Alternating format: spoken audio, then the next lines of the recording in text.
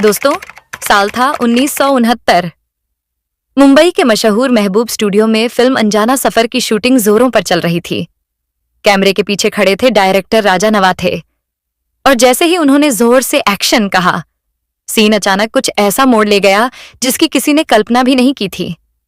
Actor Vishwajeet Chatterjee ने actress रेखा को अपनी बाहों में भर लिया और बिना किसी पूर्व जानकारी के उन्हें किस करना शुरू कर दिया। रेखा हैरान रह जाती है। उन्हें इस किस के बारे में कुछ भी नहीं बताया गया था, फिर भी एक्टर विश्वजीत उन्हें किस करते रहे। कैमरा चलता रहा, ना तो डायरेक्टर कट बोल रहा था और ना ही एक्टर विश्वजीत रेखा को छोड़ रहे थे। वे 5 मिनट तक रेखा को किस करते रहे। फिल्म यूनिट के लोग सीटियां बजा रहे थे, तालियां बजा रहे थे। यह आवाजें रेखा के दिल में अंदर तक चुभ रही थीं। रेखा ने अपनी आंखें कसकर बंद की हुई थीं। उनकी आंखों से आंसू गिर रहे थे। रेखा समझ जाती हैं कि उनके साथ धोखा हुआ है, लेकिन वे इसके विरोध में एक शब्द भी नहीं कह पाई, क्योंकि उन्हें डर था कि ऐसा करने पर उन्हें फिल्म से निकाल दिया जाएगा और उनका करियर शुरू होने से पहले ही खत्म कर दिया जाएगा। पत्रकार यासिर उस्मान द्वारा लिखी गई रेखा की बायोग्राफी किताब के अनुसार 14 साल की रेखा के साथ किस सीन का आइडिया डायरेक्टर राजा नाते का था। एक्टर विश्वजीत ने कहा कि राजा ने ही उन्हें इंसिस्ट किया था कि वह रेखा, जो कि अभी 15 साल की भी नहीं थी, वो सरप्राइज में किस करें। विश्वजीत ने कहा कि वह सिर्फ डायरेक्टर के इंस्ट्रक्शन पर काम कर रहे थे। हालांकि रेखा को चीटेड और एक्सप्लेटेड महसूस हुआ था। रेखा की चुप्पी को उनकी सहमति मान लिया गया। उन दिनों फिल्म इंडस्ट्री में यह खबर फैल जाती है कि एक नई साउथ इंडियन एक्ट्रेस आई है जो बोल्ड सीन करने में भी परहेज नहीं करती। रेखा को सेक्स किटन कहा जाने लगा। एक 14 साल की सेक्स किटन है। ये कहानी अकेली रेखा की नहीं है। इंडियन फिल्म इंडस्ट्री ऐसे एग्जाम्पल से भरी पड़ी है जहां एक्ट्रेस को सेक्सुअली एक्सप्लॉइट किया गया बिना उनकी सहमति के। इसी के खिलाफ आवाज उठाने के लिए शुरू हुआ था मी टू मूवमेंट। साल 2006 के अमेरिका में मी टू मूवमेंट की शुरुआत होती है। पहली बार सोशल एक्टिविस्ट तराना बर्ग ने मी टू शब्द का इस्तेमाल किया और महिलाओं से सेक्सुअल अब्यूज के खिलाफ आवाज उठाने के लिए कहा। इसका मकसद वर्क प्लेस पर सेक्सुअल हैरेसमेंट के मामलों को एक्सपोज करके इन्हें रोकना था। लेकिन यह मूवमेंट तब उतना नहीं चल सका। लेकिन टर्निंग पॉइंट आया साल 2017 में।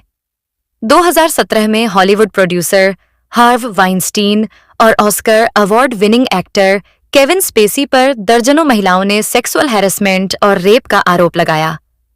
इसके बाद दुनिया भर में मी टू मूवमेंट की शुरुआत होती है। लेकिन इंडिया में मी टू मूवमेंट की शुरुआत हुई तनुश्री दत्ता के आरोपों से।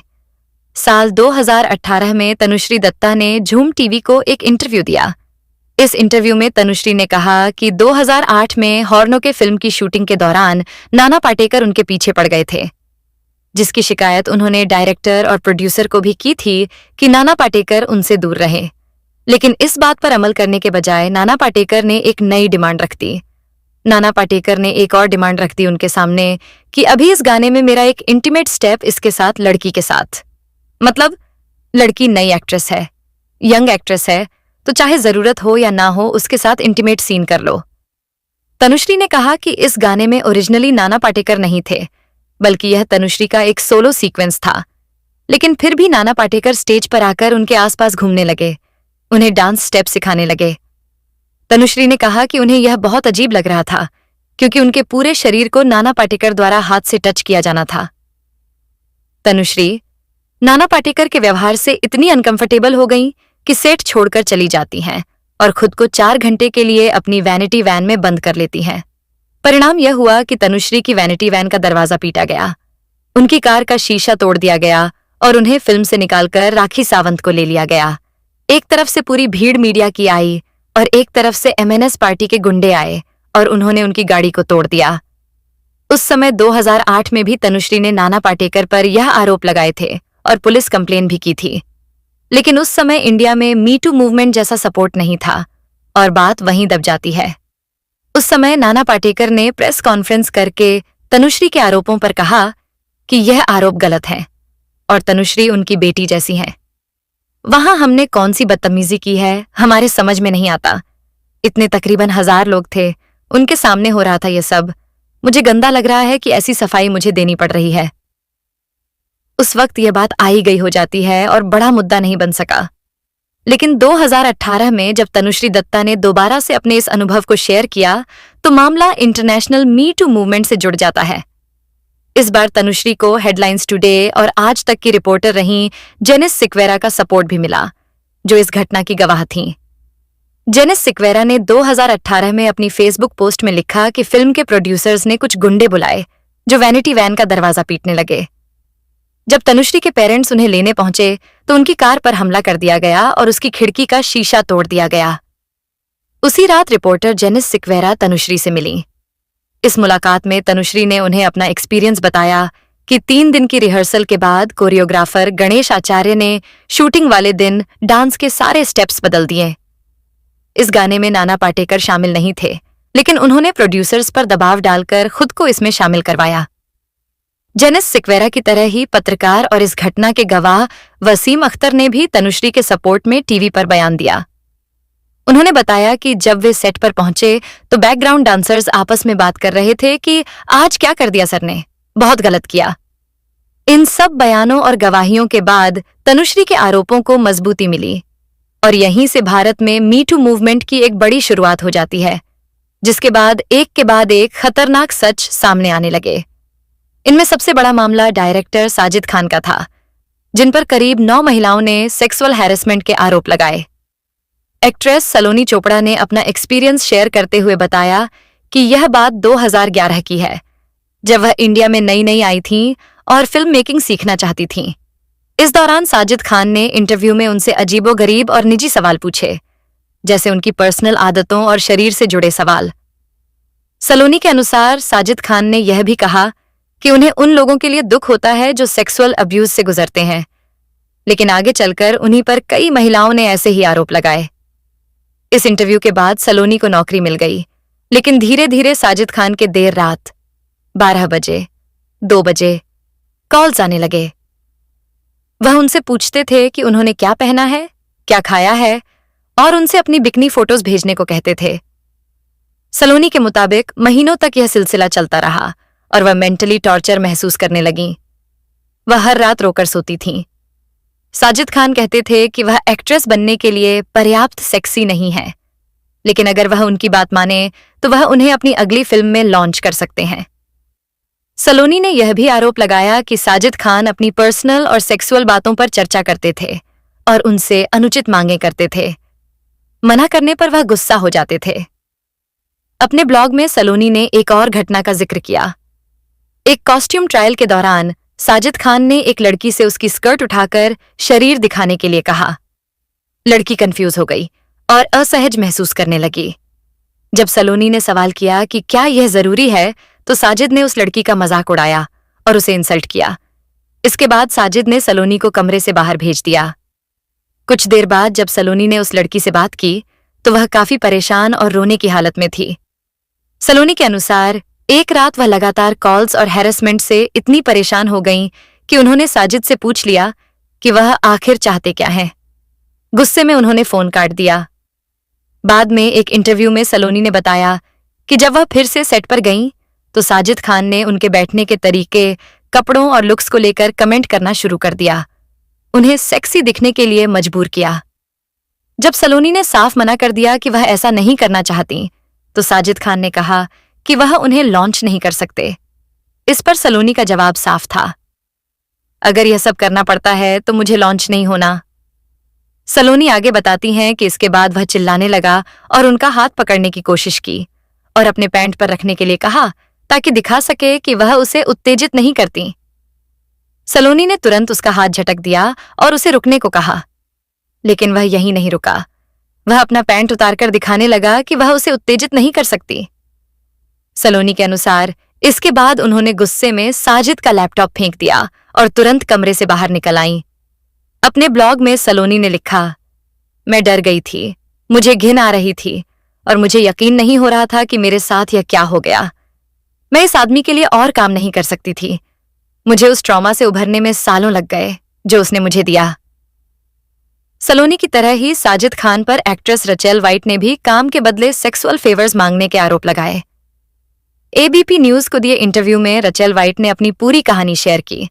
रचेल वाइट के साथ हुई यह घटना उन दिनों की है जब साजिद खान की फिल्म हम शक्ल्स के लिए कास्टिंग की जा रही थी। इसी दौरान रचेल को थर्ड लीड रोल के लिए ऑफर मिला। रचेल वाइट ने साजिद से फोन पर बात की और साजिद ने उन्हें शाम 5 बजे अपने घर बुलाया। जब रचेल घर पर आने के लिए आनाकानी करने लगी तो साजिद ने कहा कि आपको डिस्कंफर्टेबल होने की जरूरत नहीं है, मेरे घर पर मेरी माँ भी है। लेकिन जब रचेल साजिद के घर पर पहुंची तो साजिद की माँ नहीं थी। साजिद की नौकरानी रचेल को साजिद से मिलाने के लिए सीधे उसके बेडरूम में ले जाती है।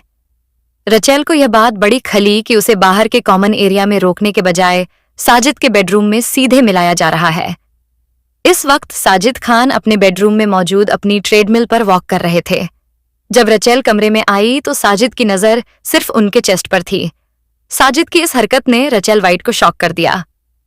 साजिद खान इतने पर ही नहीं रुके और रचेल को कपड़े उतारने के लिए बोलने लगे। रचेल ने साजिद खान की बात को टालते हुए कहा कि उसकी बिकनी फोटो तो पहले से ही एजेंसी ने उन्हें भेजी हुई है, उनमें वह उनकी बॉडी देख सकते हैं। रही बात बिकनी में कंफर्ट लेवल देखने की, तो मैं आपकी ऑफिस में भी सबके सामने बिकनी में चलकर दिखा सकती हूं, लेकिन यहां नहीं। इसके बाद साजिद ने कहा कि तुम मुझे 5 मिनट में सिड्यूस कर दो। अगर कर दिया तो ये रोल तुम्हारे लिए पक्का है। अगर आप 5 मिनट में मुझे सिड्यूस कर दो, आपका रोल आपका ही है। साजिद खान की इन हरकतों को देखकर रचेल वाइट बहाना बनाकर वहां से निकल आती हैं।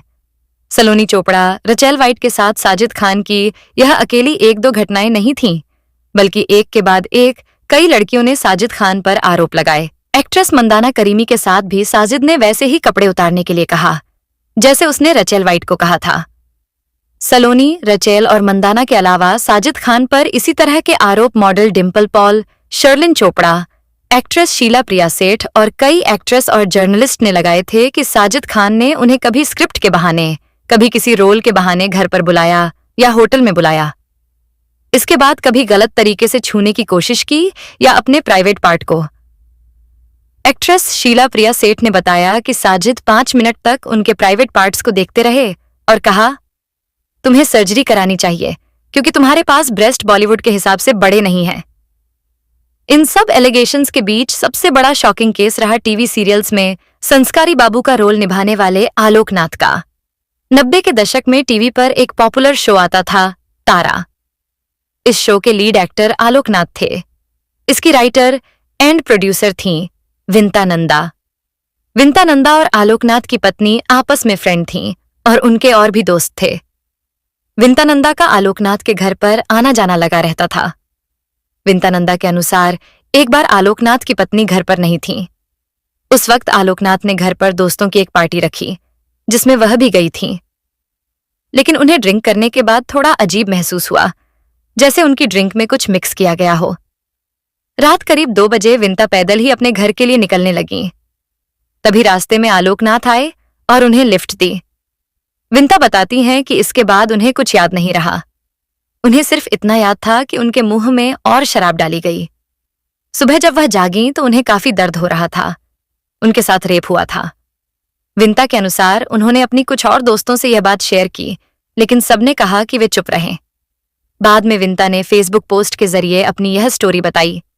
इसमें उन्होंने तारा की लीड एक्ट्रेस नवनीत निशान का भी जिक्र किया, जिसके पीछे आलोक नाथ पड़े हुए थे और उसे हैरेस कर रहे थे। विंता के अनुसार नवनीत निशान को गलत तरीके से छूने के कारण उसने आलोक नाथ को थप्पड़ भी मारा था। एक्ट्रेस नवनीत निशान ने भी विंता की बात को कंफर्म करते हुए कहा कि आलोक नाथ ने उन्हें 4 साल तक परेशान किया था और नंदा ने जो आरोप लगाए हैं वह सही हैं। उन्होंने बताया कि उन्होंने सेट पर सबके सामने आलोक नाथ को थप्पड़ मारा, जिसका खामियाजा उन्हें भुगतना पड़ा और शो से निकाल दिया गया। विंता नंदा और नवनीत निशान की तरह ही एक्ट्रेस संध्या मृदुल ने भी कहा कि एक टेलीविजन प्रोजेक्ट के दौरान आलोक नाथ रात को नशे में उनके कमरे में आ गए और उन पर झपट्टा मारने लगे। उन्होंने डायरेक्टर ऑफ फोटोग्राफी यानी डीओपी की भी नहीं सुनी और रूम में ही रुकने की जिद करने लगे।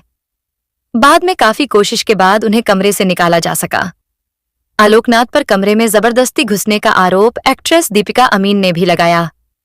दीपिका ने कहा कि आलोक नाथ एक घिनौने नशेड़ी हैं जो महिलाओं को हैरेस करते हैं। इसी तरह हम साथ साथ हैं में आलोक नाथ के साथ काम करने वाली एक एक्ट्रेस ने भी उन पर सेक्सुअल हैरेसमेंट का आरोप लगाया। ऐसे ही डायरेक्टर सुभाष घई पर भी एक बड़ी मीडिया पर्सनालिटी ने अपना नाम छुपाकर स्टोरी शेयर की। इस महिला ने बताया कि सुभाष घई ने उन्हें मेंटर करने की बात कही, लेकिन धीरे धीरे वह उसकी जांघों के बीच हाथ रखने लगे और जबरदस्ती किस करने लगे। एक दिन सुभाष घई ने उसकी ड्रिंक में नशीला पदार्थ मिला दिया और घर की जगह उन्हें एक होटल ले गए। यहां बदहवास हालत में सुभाष घई ने उनका रेप किया। विक्टिम ने चीखने की कोशिश की, लेकिन सुभाष घई ने अपना हाथ उनके मुंह पर रख दिया और रेप के दौरान वह बेहोश हो गई। इसके बाद उसे सुबह पता चला कि सुभाष घई ने उसके साथ रेप किया है।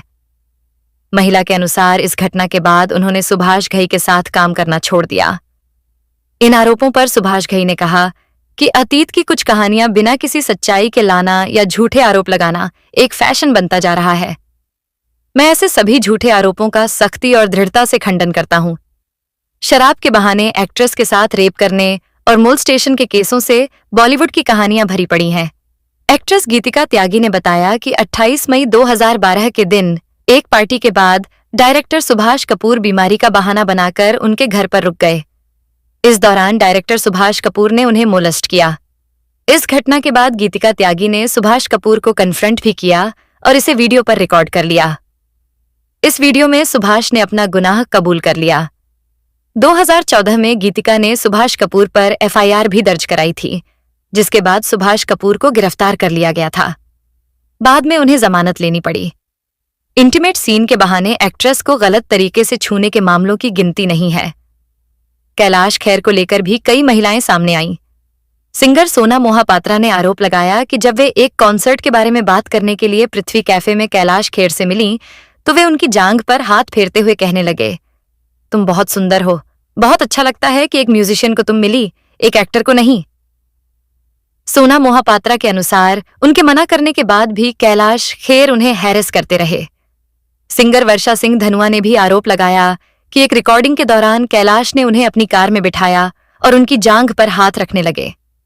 उन्होंने दावा किया कि कैलाश खेर ने रिकॉर्डिंग रूम में उनके साथ जबरदस्ती करने की कोशिश की।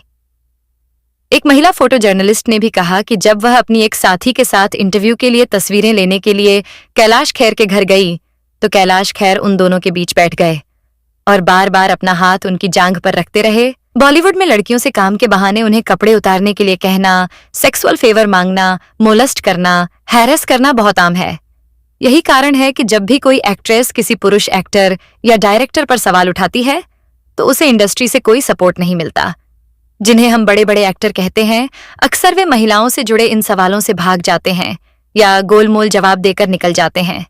राधिका आप्टे, प्राची देसाई, ऋचा चड्ढा, ईशा कोप्पिकर, ईशा गुप्ता, कल्कि कोचलिन, जरीन खान जैसे ढेरों नाम हैं, जिन्हें कास्टिंग काउच के नाम पर सेक्सुअली हैरेस किया गया। भारत में यह हाल सिर्फ बॉलीवुड का नहीं है, बल्कि पत्रकारिता से लेकर कॉरपोरेट सेक्टर तक हर जगह इनोसेंट महिलाओं का हैरेसमेंट किया जाता है और उन लड़कियों को अपने करियर छोड़ने पर मजबूर कर दिया जाता है जो इन ऑफर्स को फॉलो नहीं करती। यह हाल देश की ही नहीं, दुनिया की सबसे एस्टैब्लिश्ड फिल्म इंडस्ट्री में से एक बॉलीवुड का है। उन लड़कियों की तो यहां पर कोई बात ही नहीं हो रही जो इतनी एम्पावर्ड नहीं है, एजुकेटेड नहीं है या फाइनेंशियली इतनी इंडिपेंडेंट नहीं है। न जाने कितनी जगहों पर, छोटी बड़ी गली मोहल्लों से लेकर स्कूलों और कॉलेजों तक, इनोसेंट लड़कियों को इन सब की वजह से नौकरियां छोड़नी पड़ती हैं, करियर छोड़कर घर पर बैठना पड़ता है। अगर आपको ये वीडियो सच और हकीकत दिखाने वाला लगा तो इसे लाइक, शेयर और कमेंट जरूर करें। ऐसे ही बॉलीवुड के छुपे हुए सच और अनसुनी कहानियों के लिए अभी हमारे YouTube चैनल स्टार मनोहर राठौर को सब्सक्राइब करें, क्योंकि यहां आपको मिलती हैं वो बातें जो कहीं और नहीं मिलती। मिलते हैं अगले वीडियो में एक और चौंकाने वाली कहानी के साथ। तब तक जुड़े रहिए हमारे साथ।